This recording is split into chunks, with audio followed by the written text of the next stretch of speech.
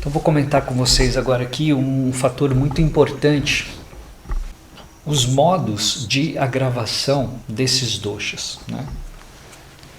Tanto das gunas, né? E como dos próprios doshas também, como eles, na visão do Ayurveda, como isso entra em desequilíbrio, né? As estações do ano são um fator, como eu estou destacando aqui para vocês, e o objetivo, o propósito aí desse curso é esse, né? Ilustrar isso para vocês, deixar vocês convencidos que isso precisa ser adaptado, o nosso estilo de vida precisa ser adaptado. Então, um dos fatores, sem sombra de dúvida, de agravação dos doshas, como a gente já ressaltou um pouco na segunda aula, são as estações do ano, que isso é o ambiente, o clima, né, em que a gente passa a maior parte do tempo. Mas esse é só o quarto fator. Nós temos 4 fatores. O primeiro fator de agravação dos doshas é as emoções. Né? Isso não se discute, né, pessoal? Até a ciência moderna tem esse discurso, né? E entende já que o principal fator assim, desencadeador de doenças em nós é o nosso emocional. Todas as doenças, na sua grande maioria, são psicossomáticas, né? Algumas são genéticas, né? E a ciência às vezes insiste nisso, né? Mas muitas são adquiridas ao longo de uma existência, dado as suas emoções, né? A falta de sabedoria em conseguir lidar, até mesmo assim se conhecer, né? As pessoas embarcam naquilo que elas, na estrutura familiar em que elas cresceram, né? Que claro, forjam o caráter de uma pessoa, mas depois, dados objetivos de vida dessa pessoa, dependendo de quais são, se é luxo, conforto, vaidade, todas essas coisas, isso é muito pertinente nos dias de hoje, né? As pessoas, por conta disso, emocionalmente, né, criam máscaras, entram numa mentira, uma vida desonesta, né? E isso provoca uma série de problemas emocionais, né, em cada um de nós. Então, as emoções, né, é o principal, o número 1, né, aspecto de agravação, de desequilíbrio dos doshas em nós. O segundo desses aspectos, o segundo mais importante é o estilo de vida, né? É aquilo que fazemos no dia a dia. O estilo de vida é o seu trabalho, né, o seu convívio, o ambiente também faz parte, né, o ambiente onde você frequenta e está a maior parte do tempo, mas muito mais do que isso são os hábitos, né? O seu dia a dia, o cotidiano, exercício, atividade física, por exemplo, como é que você se alimenta, qual a atividade física que você escolheu para fazer para você, o que mais, né, que a gente tem assim no dia a dia, que a gente pode destacar.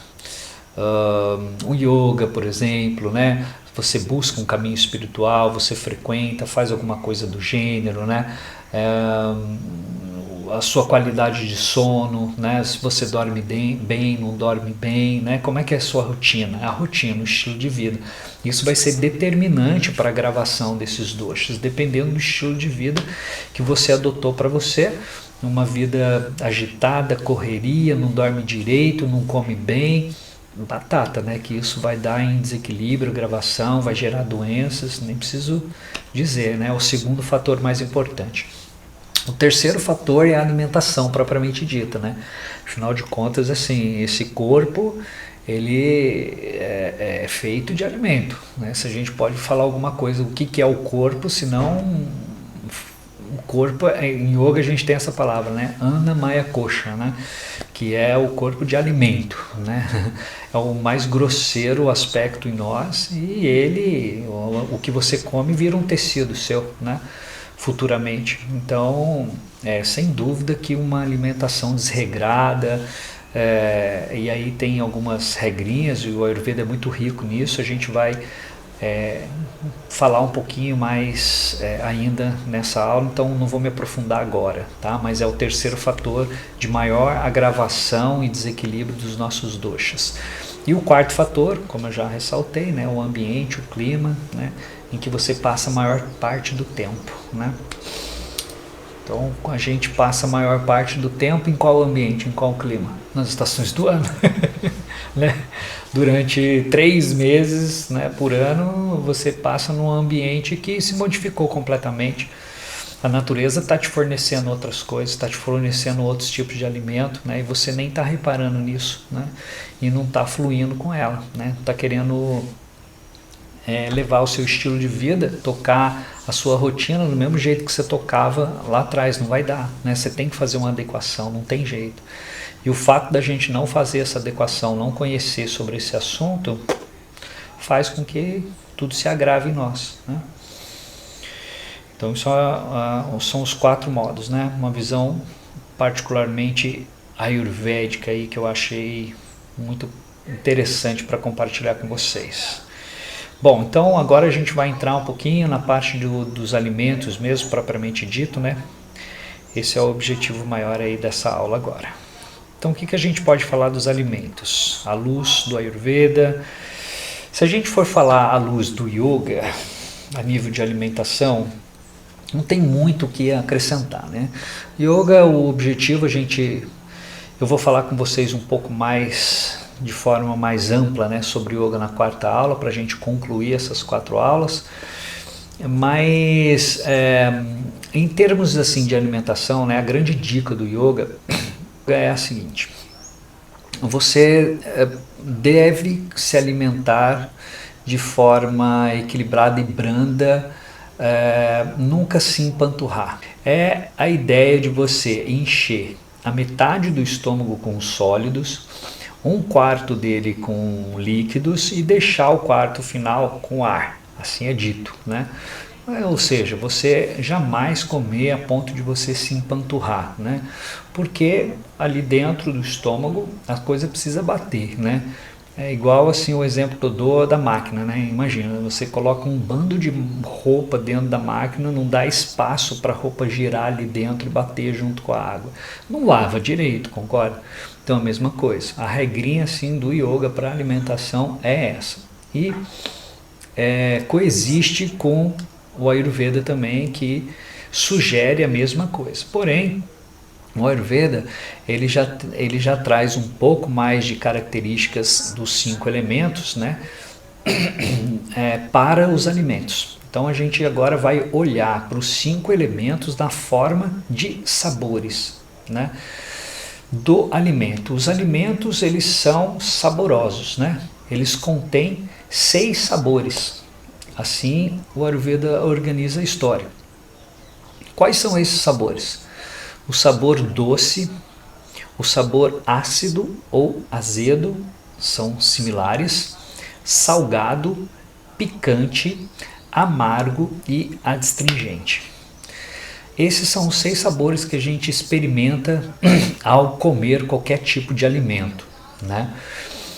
E o sabor mais que talvez as pessoas menos escutam, pelo menos eu quando escutei isso a primeira vez, assim, não tinha muita referência, é o adstringente, né? Esse tipo de sabor, né? Então a gente vai falar de cada um deles, mas o adstringente é aquele sabor assim que amarra a boca. Sabe aquela sensação que você come uma banana verde assim, e aquilo seca, amarra a boca assim? Então, esse é o sabor adstringente, tá? Mas cada um desses sabores, né, que a gente experimenta no paladar, eles têm uma constituição elementar. Afinal de contas, eu estou afirmando aqui para vocês que tudo que existe nessa terra contém os 5 elementos. Essa é a nossa visão ayurvédica, né? Nós não nos baseamos na tabela periódica, nos 150 elementos da tabela periódica. Tudo bem olhar por esse ângulo também, não tem nada de errado, né? A nutrição moderna é rica em conhecimento, não vou entrar nesse âmbito de discussão, não quero, não precisamos, né? Cada um na sua caixinha, cada um no seu quadrado, com a sua visão. Eu acredito muito nisso, sabe? Que esses conhecimentos todos eles deveriam ser complementares, né? E não ficarem discutindo um com o outro, mas infelizmente é assim, né? A classe nutricionista não concorda com os aspectos do Ayurveda e alguns ayurvédicos também muito conservadores vão questionar também a visão moderna, né, de nutrição e tal. Eu acho que, na verdade, a gente deve somar forças, né, e aí a gente ainda tem mais ferramentas para cuidar da nossa saúde e do nosso bem-estar, principalmente físico, tá? Então essa é só uma visão, olhar para a natureza através dos 5 elementos, através dos sabores, né? Você para pensar uma coisa, como é que o teu cérebro pode produzir enzimas, né, ou o seu corpo pode produzir enzimas sem ser pelo sabor, né? Eu acho muito difícil que o cérebro ele fique fazendo discernimento de fósforo, zinco, ferro, potássio e todos esses elementos, né, que são importantes e estão presentes, né? Mas através do sabor é que o cérebro fabrica as enzimas digestivas todas necessárias para o processo de transformação e digestão dos alimentos, né? Na visão ayurvédica, esse é o ponto de vista e eu acho isso muito inteligente, né? Como que o cérebro interpreta o que ele precisa produzir, né? Se não pelo sabor. Você come uma coisa azeda, naturalmente a boca enche de saliva, né? É uma característica da coisa ácida, né? Do salgado também. Salivação, produz salivação. Isso com certeza produz certos tipos de enzima que poderiam ser observadas, né? Em microscópios, sei lá, nesses estudos todos modernos que se faz, com certeza seriam, né, a quantidade enorme de enzimas que são fabricadas mediante a um tipo de sabor que você coloca na sua boca, né? É assim a visão do Ayurveda, né? Sempre fundamentada nos 5 elementos, né? O sabor doce, o sabor salgado, o sabor picante. O que ele faz?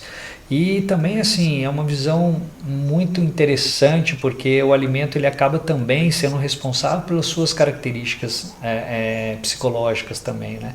Passam 3, 4 dias assim comendo, sei lá, sal, né? Vamos dizer assim, shoyu e miso, algas, coisas salgadas assim um dia inteiro. Você não aguenta, né? Isso provoca em você uma certa irritabilidade, talvez, né? Uma sensação, uma emoção. Afinal de contas, corpo e mente estão conectados, né? Então o Ayurveda tem uma visão muito peculiar sobre o alimento nesse sentido também, que o alimento ele pode provocar o nosso emocional, retirar um determinado momento, um determinado alimento mediante uma crise emocional seria benéfico, né, para você, para ajudar, né, junto aí com a erva, com a planta que você está tomando, para tentar remediar o que você está vivenciando, né? Tudo ajudaria a você sair do seu estado tamásico, né? Então o alimento ele é um fator assim realmente muito importante na nossa vida. Então, sem mais delongas, vamos às características elementares de cada um desses sabores. Vamos começar aqui falando do sabor, da composição então, do sabor doce, tá certo? O sabor doce, na visão do Ayurveda, ele contém terra e água, tá? É o que a gente talvez chame de carboidrato, né? E os alimentos raízes, né, da terra, mandioca, cenoura, beterraba, né, os alimentos doces, né?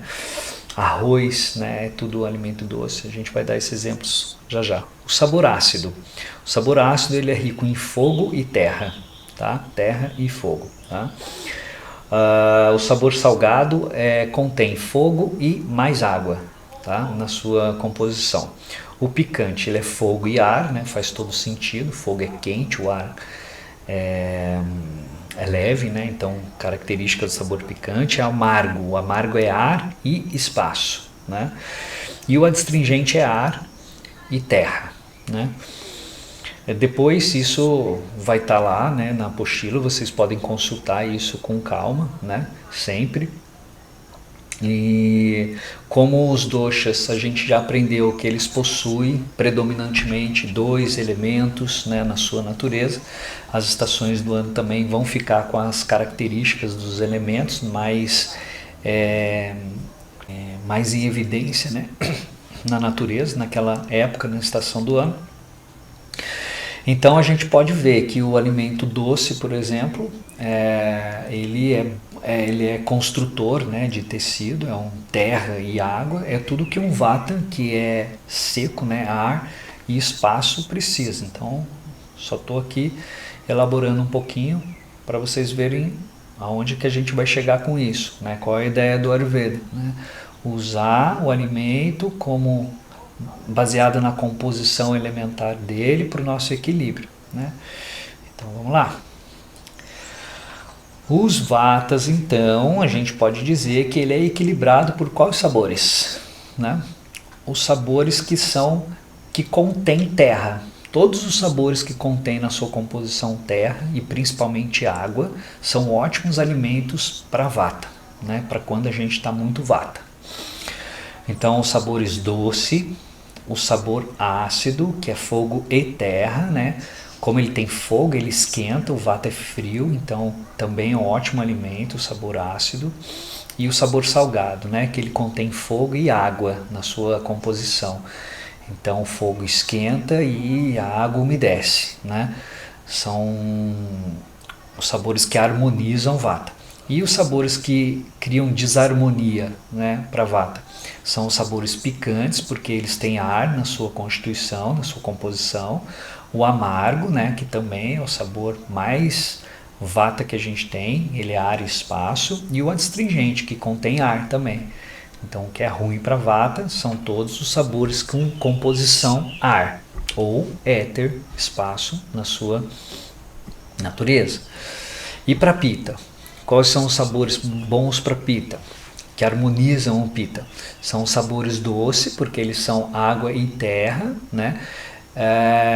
O sabor amargo, que ele é ar e espaço, é o grande sabor para pita, né, equilibrador, né, do dosha pita. E o adstringente, que tem ar e terra na sua composição, né. Os que desarmonizam pita é todos aqueles alimentos que têm fogo na sua composição, né, principalmente o picante, né, o ácido, né, e o salgado. Todos esses três contêm fogo na sua composição, então não são bons para pita, né? Se o nosso pita está muito exacerbado, não interessa a estação do ano, no momento da nossa vida, por exemplo, você está com azia, má digestão, né? Então não convém ficar usando alimentos picantes, né? Ácidos e salgados, que isso vai aumentar a sua acidez, né? E quais são os alimentos então que equilibram kapha, né? O que harmoniza eles são alimentos que não têm terra, né? E pouca água, né? Assim, mas principalmente que não tem um elemento terra, que é pesado, né? Então os melhores são os que têm o elemento ar, né? Para eles, que picante, né? É o grande sabor harmonizador do dosha kapha. O amargo também, que é ar e espaço, e o adstringente, que contém ar também, né? Todos os sabores que têm ar na sua predominância, vai ajudar a secar um pouco o kapha, que é muito untuoso, né? E aquilo que desarmoniza o dosha kapha, né, é o sabor doce, principal deles, né? Terra e água, né? O sabor doce não é bom para kapha. Se o nosso kapha está muito exacerbado, a gente tem que diminuir o consumo de sabores doces, de alimentos doces. O sabor ácido também, né, que ele contém água, ele tem fogo, mas ele contém água na sua estrutura. E o sabor salgado também, ele tem fogo, mas ele contém água também na sua composição, né? Então é um sabor que desarmoniza também o dosha kapha. E a gente pode expandir, né, gente, essa visão dos doshas para as estações do ano, né? Eu vou dar um pouquinho mais de ênfase nisso já, tá bom? Ficou claro aí? Espero que sim, né? Bacana, né, essa visão, muito interessante, né? Como a gente pode então equilibrar cada um dos doshas através da alimentação. A gente deve fazer isso sempre. Então vamos se aprofundar um pouquinho em cada um desses sabores. Vamos lá, o sabor doce, tá? Então o que o sabor doce provoca quando ele toca a língua da gente, né? Ele reveste a língua com uma película oferecendo sensação de prazer e ao corpo, né, e satisfação aos sentidos, né? Esse sabor ele gera contentamento, estabilidade mental e sobretudo prazer, né? Não tem nada assim que eu não conheço nenhuma pessoa, né, que não goste de sabor doce, né? O sabor doce realmente acolhe, né? Acalma, né? A gente tá nervoso, a gente vai lá, pega um pote de doce, de sorvete, de brigadeiro e tal e come.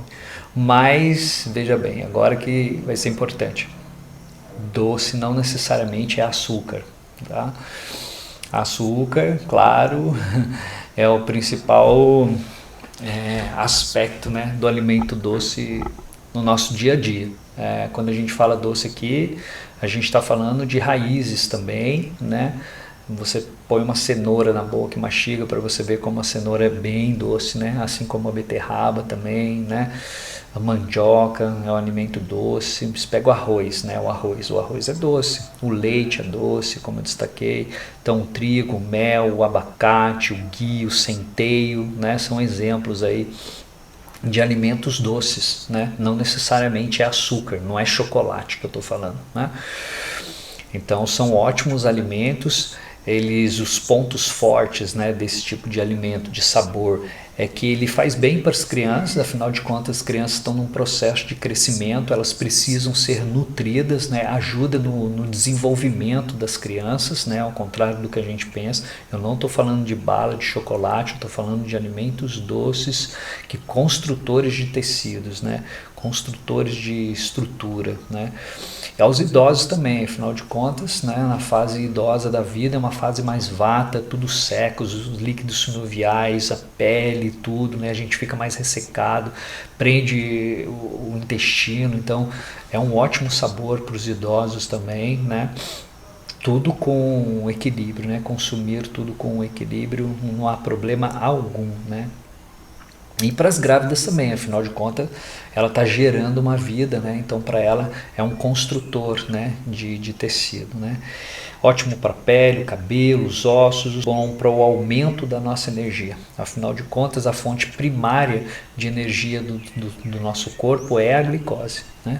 Depois que cessa a glicose, você consome toda a glicose do corpo, aí o corpo começa a lançar mão da proteína, né, para extrair energia da proteína, né, que é uma fonte de energia também, mas ela é um pouco mais tóxica, entendeu?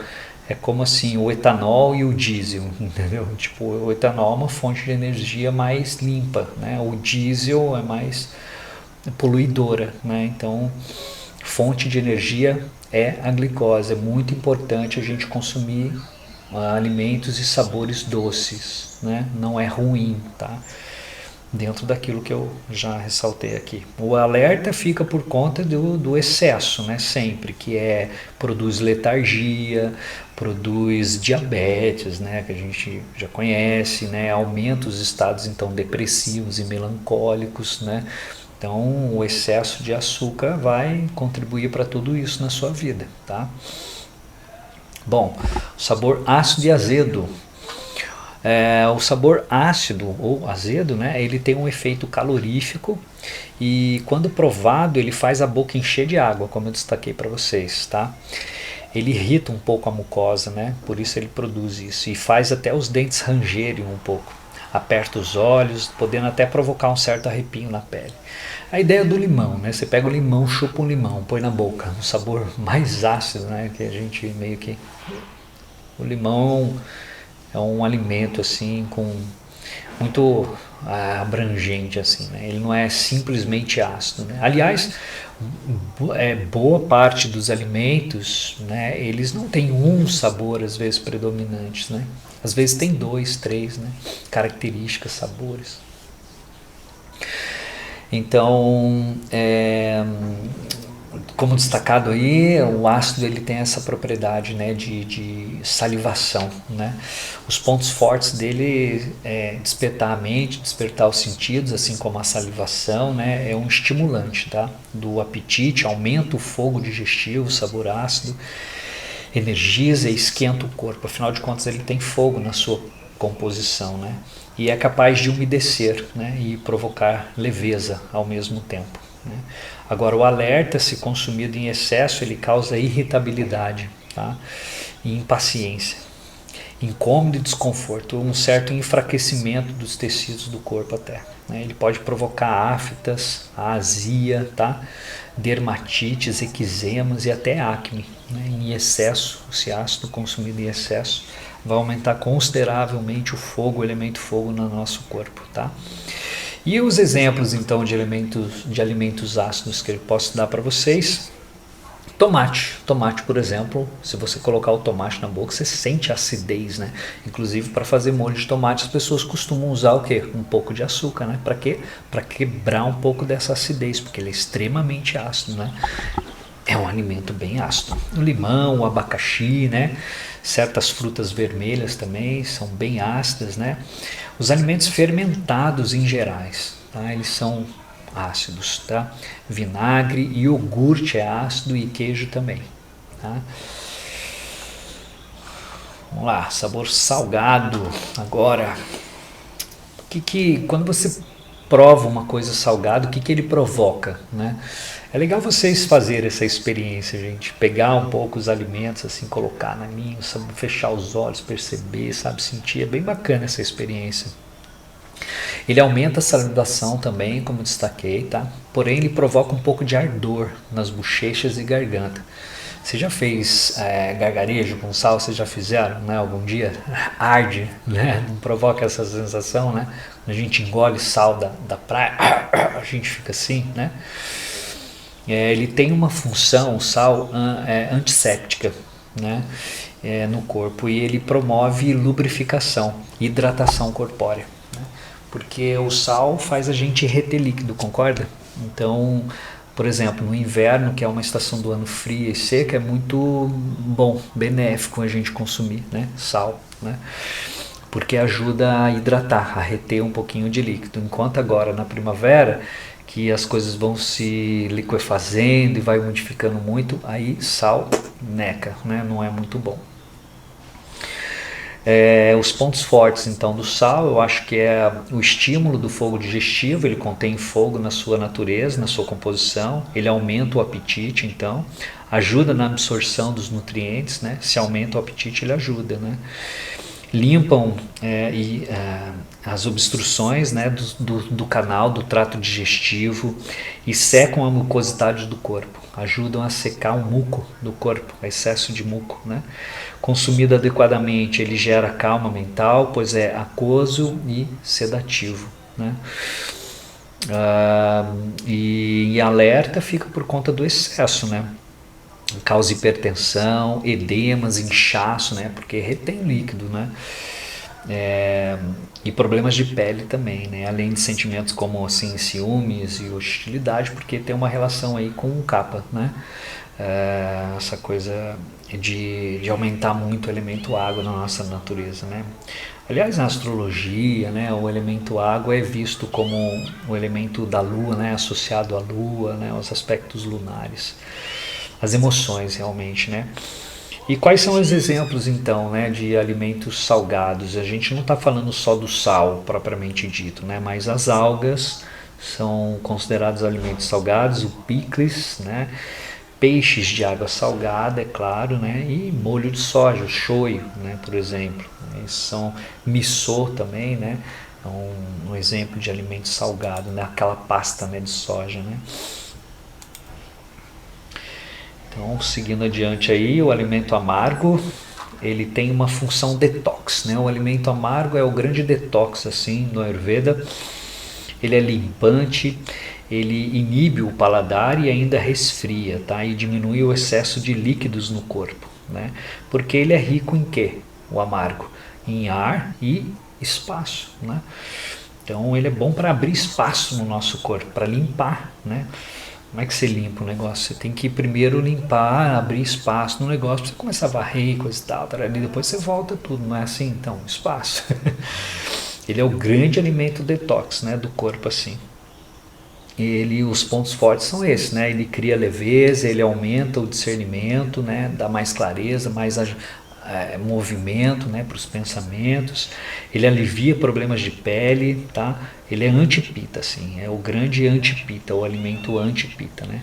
Você pode ver que os problemas de fígado, que é um órgão pita, né, a gente trata com boldo, com plantas e ervas super amargas, né? Então e como a pele é uma coisa da melanina que absorve a luz solar, a pele é um órgão pita também, né? Então ele alivia esses problemas de pele, né? Essas coisas todas, coceiras, vermelhidão, né?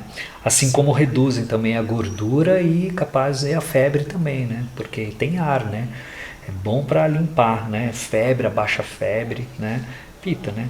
Além disso, eles controlam o açúcar no sangue, né? Os alimentos amargos são ótimos nesse sentido, ajudam a potencializar as funções do nosso fígado.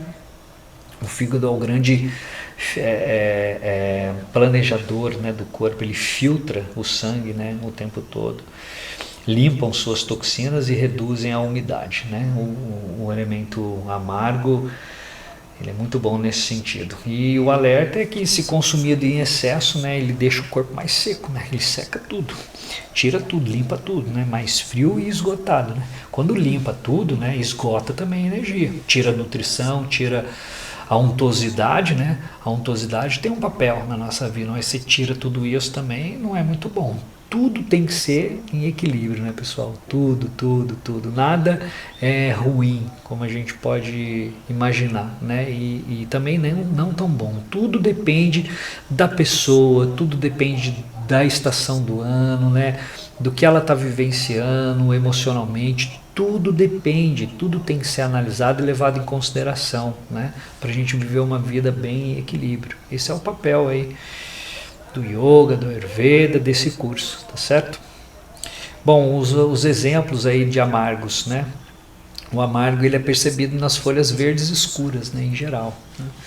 No café também, o café é amargo e é astringente, um tanto astringente e amargo. A babosa também, o açafrão, né? A cúrcuma, né? Também, ela é parente aí do gengibre, um pouco picante também, aquilo que eu falei, né? Às vezes os sabores têm duas características, né? Os alimentos, né? Desculpa, tem duas ou três características, né? Mas é considerado também amargo.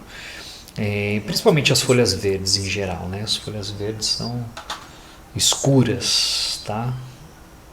E aí, para a gente ir finalizando aqui, o sabor picante, o que ele faz? Quando você coloca uma pimenta na sua boca, ele estimula a ponta da língua principalmente, tá? Fazendo arder ou formigar até, né? Também forma água nos olhos, as lágrimas, né? Sai lágrima do olho, na boca em geral, né? E até no nariz, né, gente? Começa a escorrer o nariz quando você come uma pimenta muito forte, concorda? Ele provoca uma queimação nas bochechas, né? Também. Essa é a característica quando você coloca esse alimento na sua boca. Bom, o que ele faz? Os pontos fortes, né? Ele amplia a mente por conta dessa função dele de ter fogo e ar, né? Dá uma limpada, uma clareada, ele limpa a mente, os sentidos, né? É bom para isso. Estimula o fogo digestivo, isso é ótimo. Aumentando o apetite e a evacuação até, né? Agora, em excesso, ele provoca irritabilidade, ele vai gerar mais impaciência, causa sede, seca tudo, né? Diminuição até dessa questão de sêmen. Quem está fazendo tratamentos assim, desses tipos, não deve comer alimentos picantes. Exacerba os quadros inflamativos. Se você está com uma inflamação no seu corpo, ficar comendo esse tipo de alimento vai ajudar e contribuir na inflamação, né? Ele pode provocar tremores e, claro, azia, né? A hiperdigestão, né? Essa coisa, acidez, a hiperacidez. E exemplos então de alimentos picantes: gengibre, né? Um deles é um picante suave. O gengibre é o grande remédio no Ayurveda, ele é bom para uma série de coisas, assim como o limão, ele é bem particular, mas ele é levemente picante, né? O alho também, cebola, né? São alimentos picantes, né? E, por exemplo, a gente percebe também no agrião, né? O agrião é uma folha verde, assim. Tem algumas folhas verdes que tem esse quê, né? De picância, assim, né? E, claro, as pimentas, né? E por fim, o sabor adstringente, né? Ele contrai os tecidos, como eu ressaltei, eu dei o exemplo já, né, da banana verde, ele tem essa característica de contrair os tecidos, as papilas gustativas secam, né, restringindo o paladar, né? Quando seca, quando tira o capa, a salivação da boca, quando você seca, você perde completamente o sabor, né, na boca.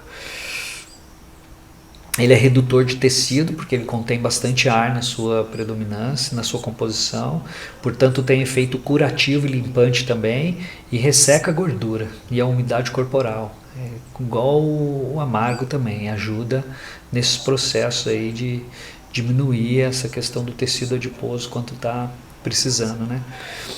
Os pontos fortes ajuda a parar sangramentos, né? E alivia úlceras, esfria a mente e elimina a letargia, né? E o alerta pode gerar irritabilidade também, agitação mental, porque ele tem muito ar, né? Ansiedade, medo, né?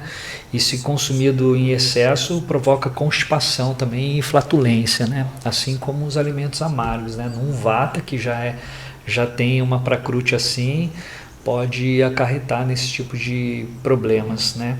Constipação e gases, forma muito gases, né? Afinal de contas ele é rico em ar, né? Flatulência.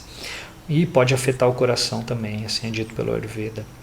Quais são os exemplos então? Os feijões, tá? Os grãos em geral, feijão, grão de bico, né? Caqui tem uma predominância adstringente, a banana verde, o repolho, né? Todos esses sabores aí, pessoal, que amarram a boca, né? O café, como eu comentei. Então tô aí sendo um pouquinho mais agudo, né?